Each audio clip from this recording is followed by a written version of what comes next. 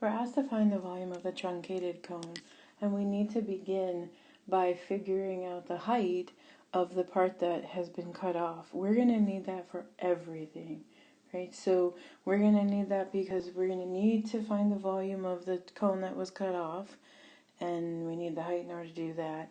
And we need to find the height of the entire cone, and we need the part that was cut off in order to do that too, right? So in essence, we need to think about, like, if the cone hadn't been chopped off yet, like, what is the height here, and also what is the height of the whole thing. So let's start with that proportion over there. We're going to be comparing 2 to 5, so that's here and here, and then we're comparing it to x, which is here, and the 6, which is given to us, right? X, and the whole height will be x plus 6, because we have the x that was cut off and the 6 that still exists. So when you do your cross products, please don't forget to put the parentheses so that we capture the entire, all of the pieces, right? The entire expression. And we get 2x plus 12 equal to 5x. Solving by subtracting 2x on each side and then dividing by the coefficient tells me that the height of the piece that was cut off is 4. So let's update this. This was 4. And then I can use that to actually find the height of the entire cone, like back before it got chopped up. And so the whole cone is 10, because I don't need to know how tall that little inside piece is once I get started. Let's go get information about all of the pieces of volume.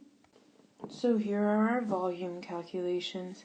So the small cone, remember we just talked about this, it has a height of 4. Obviously the radius is 2, that was given to us from the beginning. And then we're going to calculate this with the volume formula, and we get 16/3 pi. And then let's look at our large cone, like what the cone was before the pieces got chopped off. And that has a height of 10, and the radius was given to you down on the bottom of 5. And so when we multiply all of those pieces together, we get 250/3 pi.